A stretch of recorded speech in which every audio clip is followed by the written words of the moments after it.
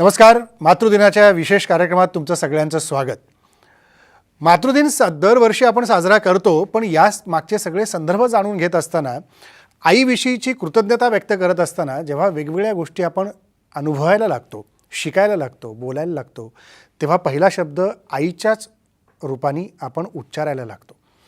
म्हणजे जगभरातल्या आत्ता सगळ्या देशांपैकी जर विचार केला तर 40पेक्षा जास्त देशांमध्ये वर्षातून एकदाच हा मदर्स डे म्हणून साजरा केला जातो. पण आपल्याकडे जर आपण बघितलं तर हा आपल्या संस्कृतीतल्या जगण्याचा भाग आहे. म्हणजे मदर्स डे नावापुरता साजरा करायचा, पण आम्ही मात्र रोजच जगत असतो, हे वास्तव आहे. आणि जगातल्या प्रत्येक भाषेतली एक कॉमन गोष्ट जर आपण पाहिली तर काय आहे आईबद्दलची, तर त्याच्यातली आद्याक्षरं, पहिलं अक्षर आई या शब्दातलं हे म पासून चालू होतं. कोण माता म्हणतं आहे, कोण माय म्हणतं आहे, कोण मा म्हणतं, कोण मम्मी म्हणतं. अशा अनेकविध शब्दांनी आईचं वर्णन आणि आईला हाक मारण्याची आपल्याकडं पद्धत आहे. तर कधीकधी आपण जेव्हा विचार करतो त्यावेळेला आई वडील हे मला देवासमान आहेत अशी भावना आपण व्यक्त करतो. आणि वारीच्या काळात वावरत असताना आपण विठोबाला आईच्या स्वरूपामध्ये पाहतो आणि तिला विठू माऊली म्हणतो. म्हणजे किती वेगवेगळी रूपं आईची आपल्यासमोर दिसायला लागतात याचं हे छोटंसं वर्णन. आणि जेव्हा साहित्यामध्ये आपण वावरायला लागतो, साहित्य वाचायला लागतो, कविता वाचन करतो, गाणी ऐकायला लागतो, त्यावेळेला अगदी आपल्या साने गुरुजींपासून तर मॅगझिन गॉकीपर्यंत यांच्या साहित्यामध्ये दिसणारी आई ही आपल्याला तितकीच आपुलकीची आणि जवळची वाटते. आणि आमच्या गदिमांपासून ते आपल्या वैभव जोशींपर्यंत यांच्या गीतांमधून, कवितांमधून प्रतीत होणारी आईची प्रतिमा ही अजून मनाला भिडणारी असते. त्यामुळे याच आई नावाच्या देवाचा शोध घेत आपण आज अनेकांशी जे आज आपले निमंत्रित मान्यवर आहेत यांच्याशी बोलणार आहोत. आपल्यासोबत आज कार्यक्रमात सहभागी झालेत वैद्यकीय शिक्षण संचालक डॉक्टर तात्याराव लहाने. सर, स्वागत आपलं. सामाजिक कार्यकर्ते अनिकेत आमटे, आपलंही स्वागत. सावनी रवींद्र, जिला आत्ताच राष्ट्रीय पुरस्कार मिळाला गाण्यासाठीचा, त्यामुळं सावनी पुन्हा एकदा तुझं अभिनंदन आणि मनापासून स्वागत. मिलिंद कुलकर्णी, मुलाखतकार, निवेदक आणि संशोधक या तिन्ही भूमिकेतनं वावरणारे आणि ज्यांनी आई नावाचा देव असे या विषयावरती कविता, परिच्छेद, वेगवेगळ्या लेखकांचे असे घेऊन शाळांमध्ये 100पेक्षा अधिक कार्यक्रम केले. म्हणून आज आई नावाचा देव त्यांच्याकडनं आपल्याला समजून घ्यायचं आहे. मला सुरुवात सावनी तुझ्यापासून करायची आहे. म्हणजे घरी असलेला वारसा आईकडून आलेला आणि पुढं आता सिनेमातल्या राष्ट्रीय पुरस्कारापर्यंत तू घेतलेली भरारी, याच्याकडे पाहताना आज सुरुवातच एक छान गाण्याने आपण करूया. तुला कोणतं गाणं सुचतं ज्या गाण्याने आपण आईला कृतज्ञतापूर्वक नमन करू शकू? जरूर. सगळ्यात आधी तुम्हाला सगळ्यांना माझा मनापासून नमस्कार आणि मातृदिनाच्या मनापासून शुभेच्छा आणि सर्व मातांना माझा प्रणाम. खरं तर तुम्ही मगाशी इतकं सुंदर वर्णन केलेलं आहे. आपल्याकडे एक असा दिवस नाही तर रोज आपण आपल्या आईची पूजा करतो. तर खरंच मी ह्याच मताची आहे. हे असे दिवस साजरे करणं एक दिवस का असावा आपल्या आईसाठी, किंवा कुठलाही मदर्स डे असेल, फादर्स डे असेल. तर खरंच आज तुम्ही इतकं छान सांगितलं, तर इतक्या छान नोटवर कार्यक्रमाची सुरुवात झाली आहे. तर मी एक खूप गोड गाणं आहे हिंदी चित्रपटसृष्टीतलं, खूप गोड शब्द आहेत, त्या गाण्याने सुरुवात करते.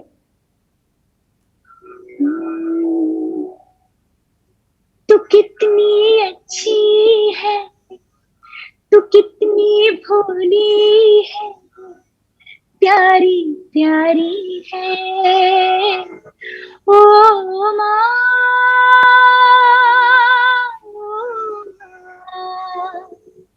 ओ माँ, ओ माँ। ये जो दुनिया है ये बन है कांटों का, तू फुलवारी है ओ माँ, ओ माँ, ओ माँ, ओ माँ. अगदी योग्य सुरुवात केली आहे सावनी. खरं तर प्रत्येकाच्याच मनामध्ये गुंजणारं हे गाणं आपण जेव्हा ऐकतो आणि त्यावेळेला आईची प्रतिमा अगदी आपल्याला दिलेल्या जन्माच्या दिवसापासून ते आत्तापर्यंत उभं केलेल्या 2 पायावरच्या आधारापर्यंत ही आपल्याला एक भक्कम पाठबळ देऊन जाते. मला या सगळ्यामध्ये अनिकेत आमटे आपल्याला विचारायचं आहे, घरामध्ये इतका मोठा वारसा आहे, म्हणजे कालच आपण फेसबुकवर पोस्ट केली होती की साधनाताईंची जयंती होती. म्हणजे एकीकडं बाबांकडून आलेला साधनाताईंचा आई आजी म्हणून असलेला वारसा आणि दुसऱ्या बाजूला मंदाताईंकडून आलेला आईचा वारसा. म्हणजे इतकी मोठी प्रगल्भ दोन प्रतिमेची माणसं घरामध्ये असताना आणि प्रतिभेची माणसं असताना काय वेगळा अनुभव आई नावाच्या देवाचा तुम्हाला दोन्ही बाजूनी घेता येतोय? तर पाहिलं तर आपल्या अशा आईच्या पोटी आपला जन्म होणं हेच खूप भाग्याचं आहे की वेगळ्या परिवारामध्ये आपण जन्मलो हेच खूप मोठं भाग्य आहे. किंवा फारच वेगळं म्हणजे अक्षरशः लहानपणी आपल्याला समजत नसतं की आपण कोणाच्या पोटी जन्मलोय, कारण सगळ्याच माता या त्यागमूर्ती आहेत जगातल्या, की त्या सगळ्याच त्याग करतात मुलासाठी सगळ्या गोष्टींचा. पण आईने काय त्याग केला असतो, आजीने काय त्याग केला असतो, ते इथे आपल्याला काय मोठे झाल्याशिवाय कळत नाही. जेव्हा आपण मोठं होतो, प्रगल्भ होतो, तेव्हा आपल्याला त्यांचा त्याग काय आहे हे कळतं. पण तोपर्यंत जाणवू देत नाही की आपण आपला मुलगा आहे. जसे सगळेजण आपल्या मुलाला वाढवतात तसेच आपल्या मुलाला कमीत कमी त्रास व्हावा यासाठी आई झटत असते, प्रयत्न करत असते. पण तिला कुठेतरी मनामध्ये हे वाटत असतं की इथे आपण अशा लोकबिरादरी सारख्या, हेमलकसा दुर्गम भागामध्ये आपल्या मुलाला जन्म दिलाय आणि इथे त्याला वाढवतोय आपण, तर नक्कीच जसं बाकीच्या शहरांमधल्या मला जे मिळतंय ते मी माझ्या मुलाला देऊ शकत नाही, ही खंत तिच्या मनामध्ये कायम होती. आणि अजूनही ती आहे, ती बोलून दाखवते बऱ्याच वेळा की बऱ्याच गोष्टी मी तुम्हाला त्या देऊ शकली नाही, जे मी जर शहरामध्ये असती. आणि डॉक्टर असून अशा दुर्गम भागामध्ये येऊन त्यांनी काम इथे सुरू केलं. एक वेगळा प्रदेश आहे जिथे इलेक्ट्रिसिटी 20 वर्ष नव्हती, रस्ते 20 वर्ष नव्हते, टेलिफोनची सुविधा नव्हती, अशा भागामध्ये यांनी काम केलं आणि इथेच आमचा जन्म होऊन आम्ही इथेच मोठे झालो. त्यामुळे या सगळ्या गोष्टी आम्हाला माहिती नव्हत्या. आदिवासींबरोबरच आमचं लहानपण गेलं. त्यामुळे हे वेगळं जीवन आम्हाला नंतर, म्हणजे आपण किती भाग्यवान आहोत की एक सामान्य नागरिकासारखं आपण मोठं झालेलो नाही. आपल्याला काहीतरी वेगळं जीवन इथे जगायला मिळालं, निसर्गाच्या सानिध्यामध्ये राहायला मिळालं, वन्य प्राण्यांबरोबर खेळायला मिळालं. तर खरोखरच आम्ही स्वतःला भाग्यवान समजतो की अशा परिवारामध्ये आमचा जन्म झाला. आजीचंही आमचं मोठेपण आम्ही बघितलंय, आईचंही मोठेपण त्याग बघितलाय इतक्या वर्षाचा. इतका मोठा त्याग त्यांनी केलाय समाजासाठी की त्याला काही तोड नाहीये. आणि अशा आईच्या पोटी आपण जन्म घेतला तर आम्ही खरोखरच भाग्यवान आहोत. लहाने सर, या सगळ्यांमध्ये तुम्ही आईबद्दलची व्यक्त केलेली कृतज्ञता आणि तो आदर्श खूप वेगळा आहे. हो. कारण अनेक ठिकाणी तुम्ही आईबद्दलची कृतज्ञता व्यक्त करत असताना सांगितलं की तिच्यामुळं मी जिवंत आहे, तिच्यामुळं मी जगलेलो आहे. आणि अशी आई लाभणं प्रत्येकाला ही एक वेगळी गोष्ट आहे. जसं अनिकेत आत्ता सांगत होता, आपणही बाबांच्या इकडे अनेक वेळेला तिथे गेलेले आहात, आनंदवनात गेलेले आहात, लोकांच्या ऑपरेशन्स केलेले आहेत. त्यामुळे त्या ठिकाणी भेटलेली देखील एक वेगळी आई तुम्हाला प्रत्येक व्यक्तींमध्ये दिसली असेल. आणि घरात तुमच्या किडनीला आधार देणारी एक आई, जे रक्ताचं नातं होतं, याच्यातनं जोडलं गेलेलं एक कृतज्ञतेचं नातं कसं होतं? नाही, प्रथमतः म्हणजे मला एक दिवसाचा हा जो आई म्हणून आपण जो दिवस साजरा करतो, मदर्स डे, हो. तो मला अजिबात मान्य नाही आहे. असे मदर्स डे वगैरे आपण साजरे न करता, मदर ही आपल्यासाठी 365 दिवस आणि 24/7 आपली आई असते. बरोबर. त्यामुळे बरोबर आहे. प्रत्येक दिवस हा मदर्स डे असतो, असं माझं मत आहे. आणि तो मी आज नाही तर मी जेव्हापासून जन्मलो तेव्हापासून माझ्यासाठी प्रत्येक डे हा मदर्स डे आहे. वा. हा, याहीपेक्षा दुसरं असं की मी माझ्या आईला, आता मी सध्याच्या काळात रोज फोन करत नाही, पण जेव्हा वेळ मिळायचा तेव्हा मी रोज फोन करत असे. एक महिन्याला तिला भेटायला जातो. आणि आपण जसं म्हटले की माझी आई अंजनाबाई आहे, की प्रत्येक जी आई आहे ते आपल्या मुलाला एकदा जन्म देते. पण मला मात्र माझ्या आईने 2 वेळा जन्म दिला आहे. कारण तिची स्वतःची किडनी तिने मला देऊन दुसरा जन्म दिला आहे. आणि हा जो जन्म दिला आहे तोही 1995ला, जेव्हा त्यावेळेस किडनीचे ट्रान्सप्लांटचे एवढे चांगले रिझल्ट नसायचे. आज 26 वर्षे संपून गेलेत, मी माझ्या आईच्या किडनीवर काम करतोय. तुम्ही जसं म्हटले की मी आनंदवनात जातो, मी ग्रामीण भागात जातो, मी जाऊन तिथे सगळ्यांची शस्त्रक्रिया करतो, पण याच्या मागं प्रेरणा माझ्या आईची आहे. आणि त्या प्रेरणेने मी हे सगळं काम करतो. आणि जेव्हा मी बाहेर जातो तर तेव्हाही मला खूप आया भेटतात.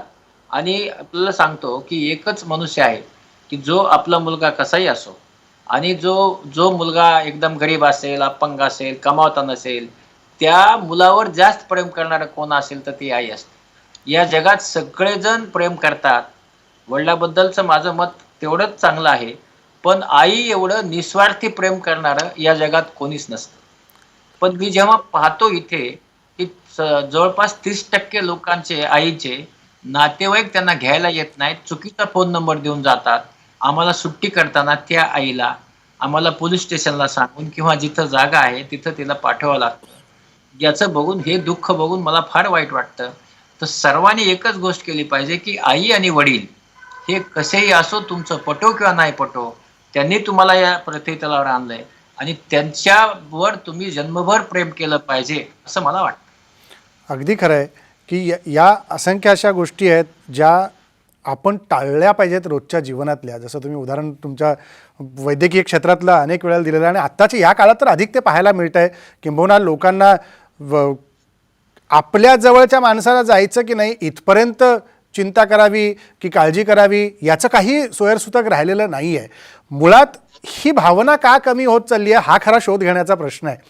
म्हणजे जेव्हा तुम्ही तुमच्या काळामध्ये कॉलेज जीवनामध्ये असाल, MBBSला ॲडमिशन घेत असाल, त्यावेळेला तिथे शेतात काबाड कष्ट करणारे तुमचे आई बाबा हे आम्ही वाचलं आहे आणि त्याच्यातून मग डबा बनवून देऊन की आता इथे पुढे आपली मुलं जाणार आहेत आणि वैद्यकीय क्षेत्रामध्ये जाऊन एक पाऊल टाकून अनेकांचं जीवन सुकर करणार आहेत.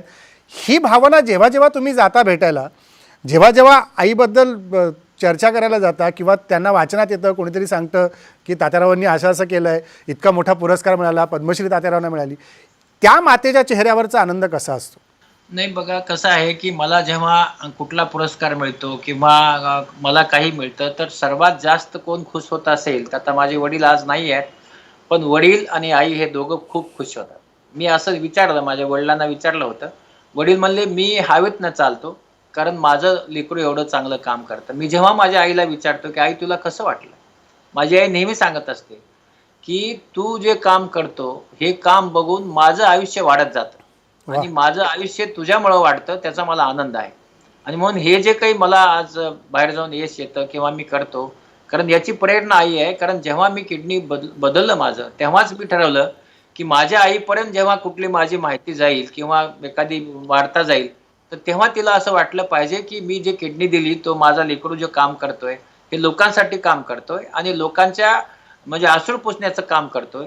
हे जेव्हा तिला कळतं तेव्हा मला असं वाटतं की तिला माझ्यापेक्षा जास्त गगनात मावेना इतका माझ्या आईला आनंद होत असतो. आणि म्हणून ती जेव्हा जेव्हा माझ्यासाठी सांगते, कधी टीव्हीवर घेतात लोक, ते म्हणते मी सांगितलं माझ्या लेकराला की तुला जे काही अवयव काढायचे ते काढ, पण माझा तात्या जगला पाहिजे, अशी म्हणणारी माझी आई आहे. आणि म्हणून मला असं वाटतं की प्रत्येकाची आई अशीच असते, प्रत्येकाची आई तेवढंच प्रेम करते, फक्त आपण तिला समजण्यात चुकतो असं मला वाटतं. अगदी अगदी योग्य सांगितलं सर तुम्ही. मिलिंद, खरं तर जे सगळे अनुभव आपण ऐकतोय आत्ता म्हणजे लहाने सरांकडनं, हाच आई नावाचा देव आहे की ज्याचा शोध घेता घेता आपलं कधी आयुष्य बदलून जातं याचा अंदाज पण आपल्याला येत नाही. राजेंद्र, तुम्ही म्हणता ते खरं आहे. अनिकेत बोलत असताना, सावनीचं गाणं ऐकत असताना, लाने सरांचं बोलणं ऐकत असताना अनेक वेगवेगळ्या गोष्टी डोळ्यापुढनं जात होत्या, आठवत होत्या. अनिकेतच्या संदर्भामध्ये फक्त एक पॅरेग्राफ मी वाचतो. आदरणीय बाबा आमट्यांनी एक लेख लिहिला होता, माझ्या आईचं वेड नावाचं. त्या लेखाची सुरुवात करताना त्यांनी असं म्हटलं होतं, मी एका वेड्या आईचा मुलगा. तिला वेड लागलं तेव्हा ती 40शी ओलांडत होती आणि मी 20शी गाठली होती. निर्माणधर्मी निसर्ग एकीकडे मला सामोरा येत होता आणि तिला पाठमोरा होत होता. माझं आयुष्य चढणीवर होतं आणि तिचं उतारावर होतं. हे दोन्ही घाट बिकट असतात. माणसाचा तोल केव्हा जाईल याचा नेम नसतो. तोल जाता जाता मी सावरलो आणि सावरता सावरता तिचा तोल गेला. हे खरं तर वेड घेऊन जगणारी माणसं आहेत. म्हणजे बाबांची आई, ते वेड बाबांमध्ये आलं एका वेगळ्या अर्थाने. मग साधनाताई, पुढची पिढी, जसा अनिकेतनी उल्लेख केला तसं प्रकाश भाऊ, मंदाताई, मोठे बंधू विकास भाऊ, भारतीताई, सावनीच्या घरात परंपरा आहे. लाने सरांचं आपण ऐकलं. ही कृतज्ञता कुठल्या शब्दात व्यक्त करणार? आई नावाचा देव, वैभव जोशींनीच हे शीर्षक माझ्या कार्यक्रमाला दिलं होतं. त्यामुळे वैभवच्या 2 ओळी फार सुंदर आहेत. किती दिसावी आई सुंदर काय तुम्हाला सांगू मी, सुरकुत्यांमुळे पडलेली भर काय तुम्हाला सांगू मी. वा, इतकं सुंदर वर्णन केलंय. अनेक कवींनी त्याच्याबद्दल कृतज्ञता व्यक्त केलेली आहे. महाराष्ट्राचे आधुनिक वाल्मिकी असा आपण गदी माडगुळकरांचा उल्लेख करतो. राजेंद्र, त्यांनी एक आई नावाचा लेख लिहिलाय. एखादा मुलगा निबंध लिहिल ना 8वी 9वी 10वीतला, तशी गदी माडगुळकरांनी या लेखाची सुरुवात केली आहे. त्यांचंही बालपण खूप संघर्षामध्ये गेलं, पण त्यांनी इतक्या सहजतेने आईला देवाची उपमा देताना म्हटलं होतं, महाराष्ट्रीय कुटुंबातून एक परंपरा चालत आलेली आहे. व्यवसाय धंदा नोकरीच्या निमित्तानं घरातली भावंड जेव्हा चहुदिशांना पांगतात तेव्हा घरातले देव थोरल्या भावाकडे येतात. माडगुळकरांच्या घरात मी थोरला, त्यामुळे माझ्या वृद्ध मातोश्री माझ्या घरी वास्तव्याला असतात. वा, क्या बात आहे. आईला देव म्हणायची इतकी सुंदर पद्धत कुठे आढळत नाही. आणि पुढे मग त्यांनी जन्मदा नावाची कविता लिहिली. अप्रतिम दिला जन्म तू विश्व हे दाविलेस, किती कष्ट माये सुखे साहिलेस, जिण्या लागी आकार माझ्या दिलास, तुझ्या वंदितो माऊली पाऊलास. त्यामुळे या जगातल्या मातृतत्वाला खरंच फार मनापासनं नतमस्तक होऊन नमस्कार करतो या कार्यक्रमाच्या माध्यमातनं. सावनी, तीच भावना आहे की जसं प्रत्येकाला वैद्यकीय क्षेत्रात गेल्यानंतर लहाने सरांकडनं एखादं औषध मिळालं तर माणूस तंदुरुस्त होतो, आणि आम्हा सगळ्यांना तुम्हा गायकांच्या गळ्यातून बाहेर पडलेले सूर कानावर पडले की अजून तरतरीत व्हायला होतं. जे दवाखान्यात गेल्यानंतर पण एखादा छान डॉक्टरच्या इथे गाणं लावून ठेवलं असेल तर तो पेशंट आधीच अर्धा बरा होतो. सर बरोबर आहे ना? की त्याला त्याला त्याला तो फार मोठा आधार असतो की त्या गाण्यातल्या तंद्रीमध्ये डॉक्टरने एखादं इंजेक्शन टोचलं तरी त्याला त्याची काही वेदना होत नाही.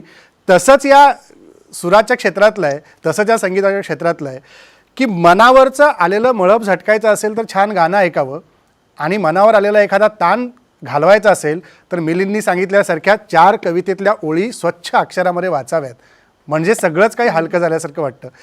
याबद्दल काय वाटतं तुला की घरातली ही परंपरा आणि आम्ही सगळे तुझ्यासमोर ऐकतोय गाण्यातले एक एक शब्द, प्रत्येकांकडचे अनुभव वेगवेगळे आहेत.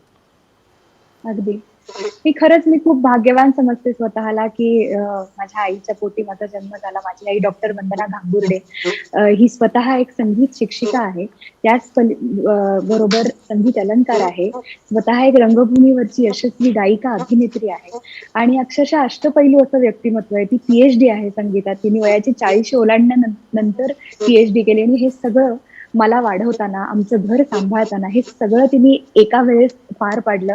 त्यामुळे माझ्यासाठी ती एक अत्यंत मोठा आदर्श आहे, आणि माझी ती मैत्रीण आहे खरं सांगायचं तर. आणि हे आमचं नातं इतकं विलक्षण आणि वेगळं आहे की तिच्याकडनं खूप खूप छोट्या छोट्या जीवनातल्या गोष्टी, मग त्या संगीतातल्या असो, मी लहानपणी पहिला श्लोक शिकले तिच्याकडनं, तो म्हणजे आई माझा गुरु, आई कल्पतरू सौख्याचा सागरू आई माझी. तर अशी ती माझी गुरु आहे, उत्तम क्रिटिक आहे. आणि ही आई तर माझी जन्मदात्री आई, पण मी स्वतःला खूप भाग्यवान समजते की लग्नानंतरही मला अजून एक आई मिळाली माझ्या सासूबाईंच्या रूपाने. तेही मी देवाची कृपा आहे असं समजते, कारण तीही एक अत्यंत कर्तबगार अशी गृहिणी आहे जिने आमच्या संपूर्ण कुटुंबाला धरून ठेवलंय. आणि अशा असंख्य माता आहेत ज्या माझ्या आदर्श आहेत, त्यामुळे मी त्यांच्याबद्दल बोलीन तितकं कमी आहे. आता मिलिंद दादांनी गदिमांचं इतकं सुंदर कविता आणि वाचून दाखवलं, तर ह्या निमित्ताने आई ह्याबद्दल गदिमांनी एक इतकं सुंदर गाणं लिहिलंय जे खळे काकांनी संगीतबद्ध केलंय, आणि नुकतीच खळे काकांचा वाढदिवसही होऊन गेला, तर मला त्या निमित्ताने त्या 2 ओळी खरंच गाव्याशा वाटतात. नक्की.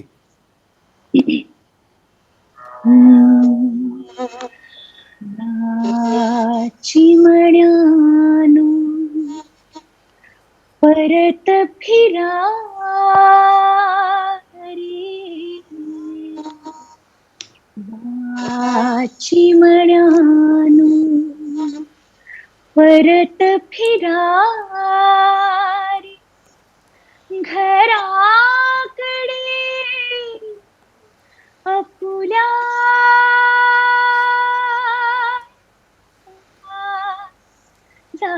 झाल्या तिन्ही सांजा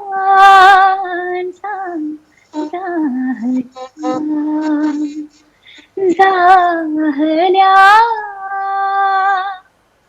तिन्ही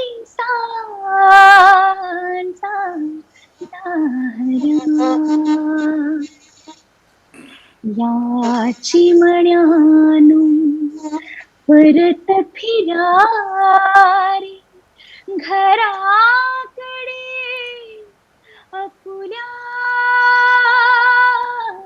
झाल्या तिन्ही सांजा झाल्या झाल्या. अगदी खरं आहे. धन्यवाद. खळे काकांच्या चालीतलं वात्सल्य या गाण्यातनं अधिक जाणवतं आणि ते अगदी. मातृत्वाच्या जवळ घेऊन जातं. वा खरं तर लहाने सर, जे हे वात्सल्य आहे याच्यातलं, गाण्यातलं असेल, शब्दांमधलं असेल, आता मराठवाड्यामध्ये आपण पाहतो की आईला माय म्हणायची फार मोठी परंपरा आहे, फार मोठी पद्धत आहे. आणि तो माय हा शब्द जेव्हा मराठवाड्यातली व्यक्ती उच्चारते तेव्हा त्या नात्यातलं बंध किती घट्ट आहे याचा ओलावा देऊन जाते. याच्याबद्दल काय सांगाल? हा फक्त वेगळा प्रश्न विचारला मी थोडासा तुम्हाला, कारण त्या संस्कृतीशी खूप जवळ तुम्ही साधता आणि नेहमीच बोलण्यातला लहेजाही तुमचा तसाच असतो. त्यामुळे तो जवळीकता त्या शब्दांमधली तुम्ही कशी प्रतीत कराल?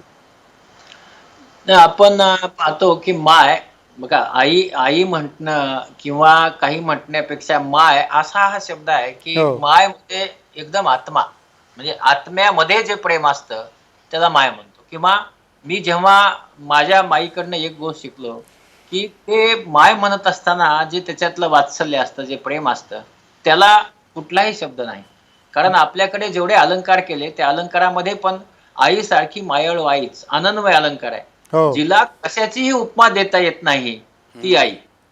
आणि म्हणून तुम्ही आता जे म्हणे सांगितलं की गाणं जे आहे आईसाठी आपण म्हणतो, माझ्याकडे जेव्हा जेव्हा आशाताई आल्या तेव्हा तेव्हा त्यांनी मला इथे आमच्या या ह्याच्यात गाणं म्हणून दाखवलं की तुम्ही एवढं चांगलं काम करता. एकदा दोनदा पद्मजा फेनाने आल्या, त्यांनी आम्हाला इथे गाणं म्हणून दाखवलं. ही किती उत्तुंग माणसं आहेत की जे इथं दवाखान्यात आल्यानंतर देखील त्यांना असं वाटतं की तुम्ही थकलाय, तुम्हाला एक गाणं म्हणून दाखवलं. आणि म्हणून कसं आहे की ज्यांना आईचं हृदय असतं आणि ते हृदय जे आहे ते फक्त आईनाच असतं, ते कुणालाही तेवढं चांगलं हृदय नसतं. आणि म्हणून माय हा माझ्यासाठी शब्द असा आहे की जिथे कुठे मी जातो आणि मला कुठेही किती वयाच्या जरी स्त्री भेटली तर मी त्यांना माय, फोनवरही माय म्हणूनच हाक मारतो, बोला माय, कसे आहात माय. कारण या शब्दामध्ये सगळं आहे, म्हणजे तुमच्या भावना आहेत, तुमचं प्रेम आहे आणि तुम्ही त्यांच्याबद्दल केलेली कृतज्ञता पण आहे. पण जेव्हा तुम्ही आनंदवनात जायचा तेव्हा तिथे अनेक अशा महिला भेटल्या असतील, साधनाताई आहेत, इकडे हेमल कशाला गेला असेल तर मंदाताई आहेत, तिकडे भारतीताई आहेत. तर याच्यामध्ये माय शोधताना तुम्हाला काय व्यक्तित्व वेगवेगळी दिसली? नाही, जेव्हा मी या तिघींचं पहिल्यांदा सांगतो, या तिघीत माय शोधत असताना मंदाताईंच्या बरोबर फार काही मला वेळ मिळाला नाही. मला मध्ये मध्ये तिथे मी जात होतो, कमी वेळा गेलो. पण भारतीताई, मला असं वाटतं की त्या मला एकदम भाऊच मानायच्या. म्हणजे त्या दुसरं काही, म्हणजे ते मला इतकं प्रेम करायच्या माझ्यावर. आणि मला असं वाटतं की मी जेव्हा आईना म्हणायचो, म्हणजे आमच्या आईना, तर त्या मला तात्याच म्हणायच्या. त्यांनी माझी आई जसं मला म्हणते तात्या, तर त्या मला आई म्हणूनच वागवायच्या आणि त्यांनी मला म्हणजे आई म्हणूनच वागवलं आहे. तर एवढं प्रेम त्या करायच्या मला. आणि बाबांचं तर असं होतं की ते बेडवर होते तरीही सकाळ आणि संध्याकाळ आमचं शिबिर बघायला यायचे. म्हणजे ही जी माणसं आहेत किंवा तिथं जमणाऱ्या सगळ्या ज्या आई असायच्या, त्यांना जी म्हणजे जवळपास 15,000 लोक जमायचे आणि त्यांना जर माईक मध्ये सांगितलं की आयानं, एकदम ऐकायच्या. जर म्हणजे आई म्हटल्यानंतर त्यांनाही जवळीक वाटायची. पण खरं. तेच मी बाबांना म्हटलं की बाबांनो, तर ते फार ऐकायचे नाहीत. पण आई हा शब्द, माय हा शब्द असा आहे की तो प्रेम एकदम पसरवत जातो. अगदी खरं आहे. अनिकेत, असेच अनुभव वेगवेगळ्या रूपाने तुम्हीही घेतलेले असतील. साधना त्यांच्याबरोबर कधी लहानपणी असेल किंवा अगदी शेवटच्या काही काळातले असतील. हा, जे आनंदवनात जास्त राहायची, आम्ही हेमलकसाला जास्त राहिलेलो आहोत. आई आईची ओढ आम्ही पाहिली आहे की आम्ही हेमलकसाला शिकत असताना, ते 7वी पर्यंत शाळा होती, आदिवासी शाळेमध्येच आम्ही शिकलो. शिक्षण आमचं इथेच झालं. 7वी पर्यंतची शाळा होती त्यावेळेस, प्राथमिक शाळा. आपल्या शाळेमध्ये आम्ही 7वी पर्यंत शिकलो आणि त्यावेळेसची जी मुलं होती आमच्या बरोबर, अगदी नवीन नवीन शाळा असल्यामुळे शाळेमध्ये येणारे मुलं ही पहिलीला येणारी 10-12 वर्षाची मुलं पहिलीला यायची आणि आम्ही अगदी 6 वर्षाची मुलं पहिलीला असायची. मग इतका वयाचा डिफरन्स असायचा. आणि पुढे मग जेव्हा 7वी पास झालं त्यानंतर पुढच्या शिक्षणासाठी बाहेर जाणं आवश्यक होतं. आणि इथून दुसरं म्हणजे आमच्यासाठी जे जवळचं होतं ते आनंदवनच होतं. त्यामुळे आनंदवनामध्ये आम्ही 8वीला शिकायला गेलो.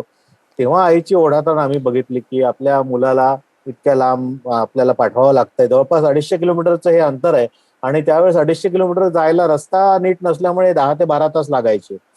त्यामुळे आणि पावसाळ्यामध्ये तर शक्यच नव्हतं, 6-6 महिने रस्ता तुटायचा. त्यामुळे फोनची सुविधा नसल्यामुळे तिची तळमळ असायची की आपल्याला आपल्या मुलाला आपल्यापासून दूर ठेवावं लागतंय आणि तो नाईलाज होता तिचा. आणि त्याचं ते शल्य थोडंसं तिला अजूनही आहे, पण आम्हाला त्याचं काही वाटत नाही कारण नाईलाज होता तो. पहिल्यांदा त्या काळामध्ये आम्हालाही थोडंसं वाईट वाटलं की आपल्याला दूर राहावं लागतं या वडिलांपासून. पण नंतर कालांतराने जेव्हा समजलं की आपण अशा परिवारात जन्मलोय की जिथे इतकं मोठं काम यांनी केलं की या माता आहेत, या अनेकांच्या माता आहेत. फक्त अनिकेत आमटे, दिगंत आमटे किंवा अजून कोणी आमटे परिवारातल्या फक्त मुलांच्या माता नाही आहेत. अनेकांचं आयुष्य यांनी घडवलं, अनेकांनी यांना माता मानलं आणि यांच्यामुळे अनेकांचं आयुष्य घडलं. त्यामुळे खूप मोठं नंतर आम्हाला हे कळलं की आपण फारच चांगल्या परिवारामध्ये जन्मलेलो आहोत आणि फार वेगळं जीवन आपल्याला यांच्यामुळे जगायला मिळालं. आणि हे एक अतिशय भाग्यवान लोकांना हे मिळतं आणि त्यामुळे आम्ही स्वतःला भाग्यवान समजतो की इथे आपल्याला आणि परत इथे यायची ऊर्जा मिळाली. मुख्य म्हणजे की आम्ही परत या प्रकल्पामध्ये येऊन काम करायला लागलो. इथे कोणी जबरदस्ती केली नाही आईने की इथे येऊन तुम्ही काम केलं पाहिजे किंवा काही त्यांनी कधीही आम्हाला चुकूनही सांगितलं नाही, ना आईने सांगितलं ना बाबांनी सांगितलं. तर ती ओढ राहिली कायम. याचा अर्थ हा ओलावा होता, आईचा मायेचा ओलावा होता. त्यामुळे आम्ही इथे परत या प्रकल्पामध्ये कामाला आलो. अगदी खरं आहे की मिलिंद, ज्या वेळेला आई नावाचा देव हा कार्यक्रम करत असताना 100 शाळांमधल्या मुलांशी संवाद साधण्याची संधी मिळाली, तेव्हा मुलांमध्ये संवाद साधत असताना आईबद्दलची एक ओढ कशी जाणवायची? मग ती कवितेतल्या रूपाने त्यांच्या बोलक्यात तोडक्या मोडक्या शब्दातली असेल किंवा तुमच्याशी साधल्या गेलेल्या संवादातली असेल, काही लोकांच्या मुलाखती घेतल्यानंतर त्याच्यातून व्यक्त होणारी आईची प्रेमाची प्रतिमा असेल किंवा त्याच्या पलीकडे दिसणारी एक प्रतिभेचं स्वरूप असेल, हे कसं व्यक्त व्हायचं? म्हणजे त्यात काही कविता असतील तरी हरकत नाही, या सगळ्यांसाठी आपल्याला त्या योग्य रीतीने सादरी होतील. जरूर जरूर.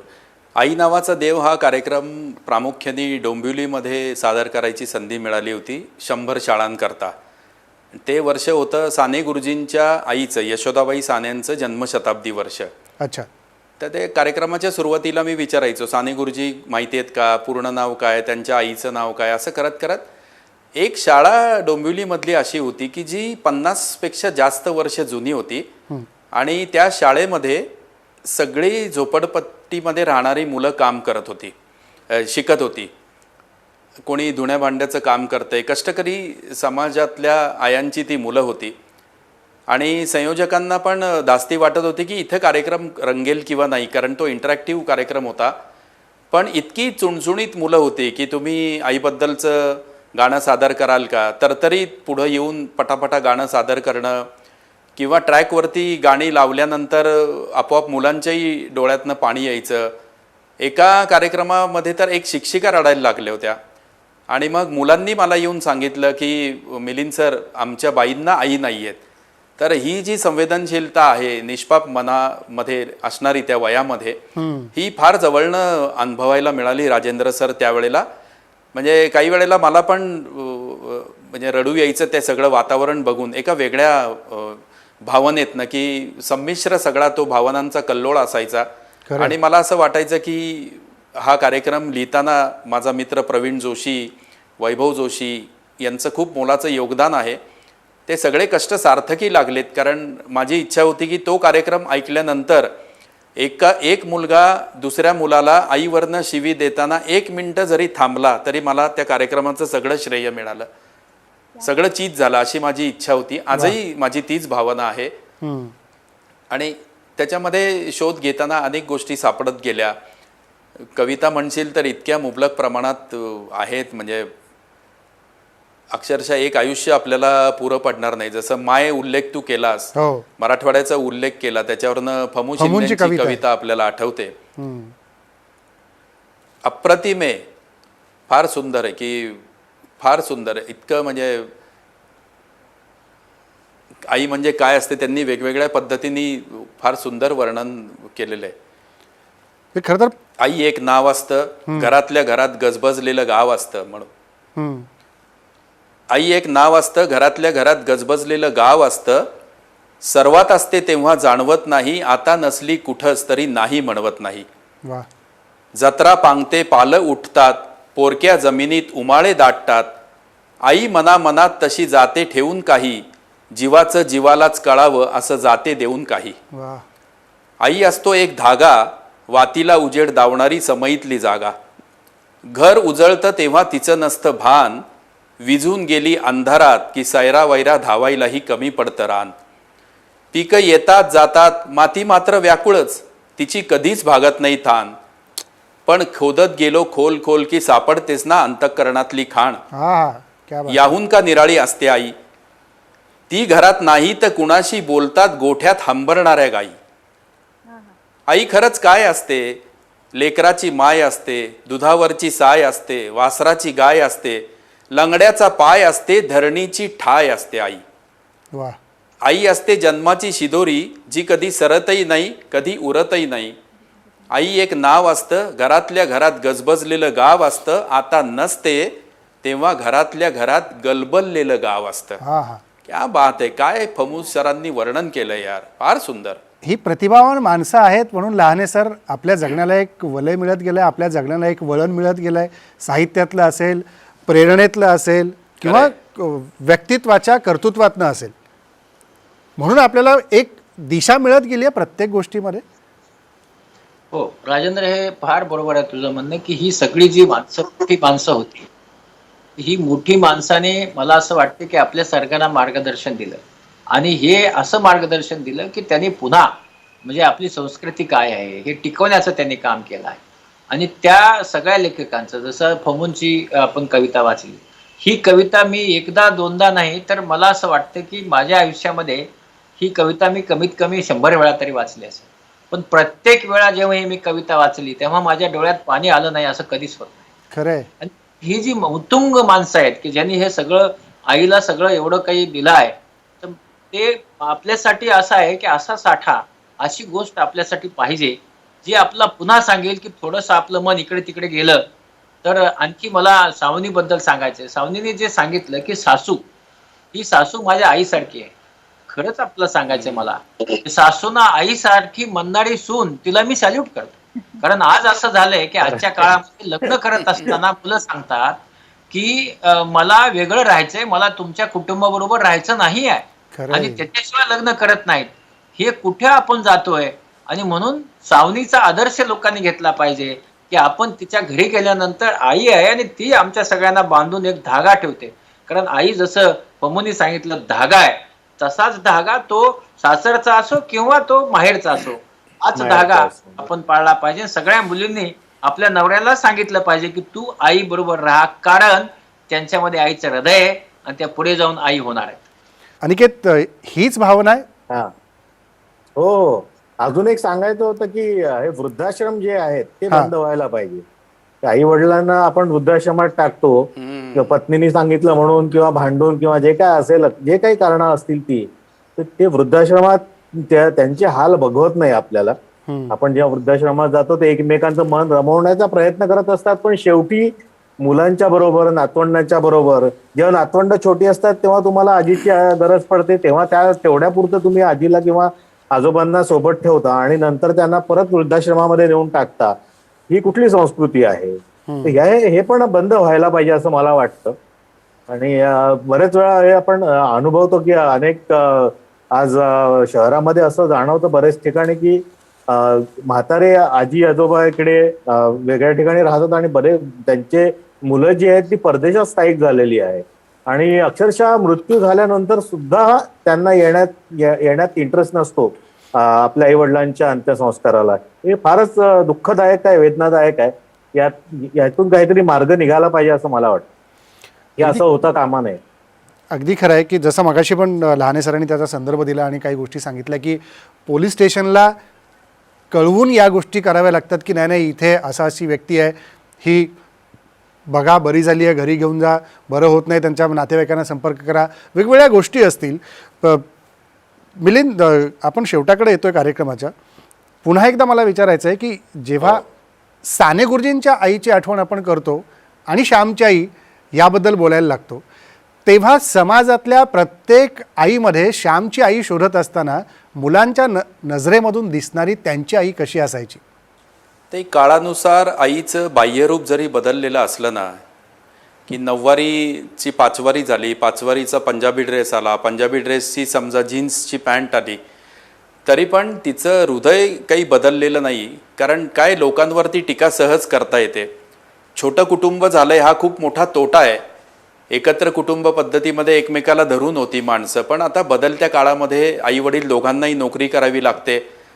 तरीसुद्धा नोकरीला गेल्यानंतर बाळ माझं पाळणा घरात कसं असेल यांनी जीवाची घालमेल होणारी जी आई असते ती, आणि साने गुरुजींच्या आईला साने गुरुजींबद्दल, श्यामबद्दल वाटणारं प्रेम, किंवा श्याम मन स्वच्छ ठेव बरं का, ते पदरावरला पाय पुसायची जी गोष्ट आहे साने गुरुजींची, ती शिकवण जेव्हा श्यामची आई देते, तर या दोन्ही आईंच्या मायेमध्ये, प्रेमामध्ये, तीव्रतेमध्ये काही फरक नाही. काळानुसार व्यक्त करायची पद्धत बदललेली आहे.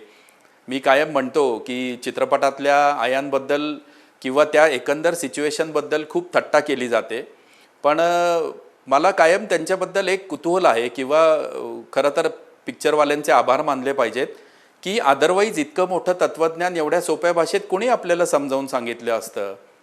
म्हणजे मदर इंडियामध्ये वाईट वागणाऱ्या मुलाला गोळी घालणाऱ्या नर्गिसपासून ते वास्तवमधल्या संजय दत्तला गुंड झालाय म्हणून गोळी मारणारी त्यांची आईच आहे ना, रीमा लागूपर्यंत. चित्रपटसृष्टीमधनं पण हेच सांगितलंय. किंवा दीवारमध्ये इन्स्पेक्टर मुलाला निरुपा राय जेव्हा सांगते गोली चलाते वक्त तेरे हात ना कापे, तर हे खूप मोठं तत्त्वज्ञान सोप्या भाषेतनं आपल्यापर्यंत त्यांनी पोचवलं आहे. तर काळानुसार आईचं बाह्यरूप जरी बदललं तरी पण मला असं वाटतं की संस्कार करायची, मुलांना घडवायची तीव्रता, ती भावना, तो प्रामाणिकपणा, तो जिव्हाळा, तो ओलावा, ते सगळं तसंच आहे. फक्त व्यक्त करायची पद्धत आणि बाह्यरूप आईचं बदललं आहे असं मला वाटतं. कार्यक्रम संपवायचा आहे. शेवटी मिलिंद, एखादी कविता आईवरचीच, जी आई नावाच्या देव या कार्यक्रमात नेहमी तू सादर करायचास, त्याच्याने आपण कार्यक्रमाची सांगता करूया. नक्की नक्की. मी अनेक साहित्यिकांचे सुंदर सुंदर उतारे आहेत, कविता आहेत, मगाशी म्हटलं तसं. पण आपल्याकडे माता, राष्ट्रमाता, देश, आणि आता सध्याच्या काळामध्ये हा जो मदर्स डे आपण साजरा करतोय तो कोविडच्या पार्श्वभूमीवर करतोय. त्यामुळे अनेक अशा मातांची लेकरं, म्हणजे आता तात्याराव लहानेंच्यापासून, लाने सरांपासून ते पार आमच्या टास्क फोर्सचे डॉक्टर संजीव ओक असतील, बँकेतले कर्मचारी असतील, रिक्षावाले काका असतील, जीव धोक्यात घालून भाजी विकणारे असतील, घरी दूध पोचवणारे असतील, डॉक्टर, आशा वर्कर, सगळेजण हे एका कर्तृत्ववान आईनी घडवलेली ही लेकरं आहेत जी या राष्ट्रमातेकरता झगडतायत. त्या सगळ्यांना सॅल्यूट करतो. त्यांच्या आयांना खूप मनापासनं मी वंदन करतो. आणि या या कार्यक्रमाची सांगता एका सुंदर कवितेने करतो. कुसुमाग्रजांची कविता आहे की आईच्या दुधाच्या थेंबात काय ताकद आहे. कुसुमाग्रजांनी असं म्हटलंय की एक असा याचक ज्याचा कटोरा कशानीच भरत नव्हता. नृपाळांनी टाकली सिंहासने, कुबेरांनी टाकली सुवर्णाची भांडारे, तरीही तो रीताच.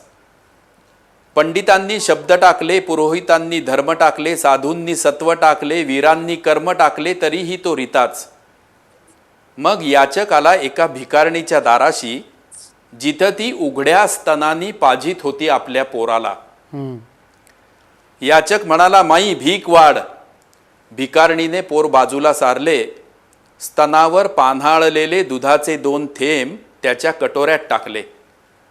आता तो कटोरा भरून गेला अथांग शिगोशिक समुद्रासारखा. तो याचक आता दाताहून पृथ्वीवरती ते दान सगळ्यांना वाटतो आहे. म्हणून इतकं सारं होऊनही, होत असून देखील माणसाची जात अद्यापही जिवंत आहे. माणसाची जात अद्यापही जिवंत आहे. वाह, क्या बात आहे. अतिशय योग्य समारोप कुसुमाग्रज यांच्या या शब्दांनी मिलिंद कुलकर्णी यांनी केला.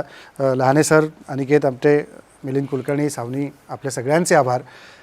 कृतज्ञता व्यक्त करतो आपल्या सगळ्यांच्या मातांप्रती, कारण ज्यांनी तुम्हाला सगळ्यांना घडवलं आणि आमच्यावरती संस्काराचे हे 4 शब्द सगळ्यांपर्यंत जाऊन पोहोचले, त्याबद्दल ही कृतज्ञता. कारण आमटे कुटुंबियांचे तितकेच सगळ्यांवरती उपकार आहेत की अनेकांना मार्गदर्शन करत करत बाबांनी, साधनाताईंनी एक दिशा दाखवली आणि अनेक कुष्ठरोग्यांना त्यांचं अस्तित्वाचं जगणं हे सुकर करून दिलं. दुःखाच्या खाईत जगणारे अनेक लोक सुखाच्या सानिध्यामध्ये आले. ही खरी उपकाराची फेड कुणाच्याही शिदुरीतनं होऊ शकणार नाही.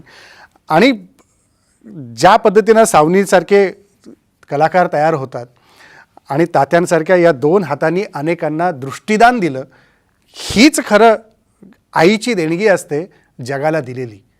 त्यामुळे ही, जसं मिलिंदनी सांगितलं की ही शिदोरी आहे, ही पुरतही नाही आणि उरतही नाही. त्यामुळे या शिदोरीमध्ये आपल्याला जगायला मिळालं, हीच मोठी प्रेरणा आणि ऊर्जा आहे, हेच वात्सल्य आहे, हेच प्रेम आहे. आणि याच प्रेमाच्या करुणेतनं आपल्या आयुष्याला मिळालेली एक झालर कायम आपल्यावरती सावलीसारखी उभी असते. म्हणून आपलं जगणं हे शीतल होत राहतं. हेच या निमित्तानं मला म्हणायचं आहे. इथंच थांबतो. नमस्कार.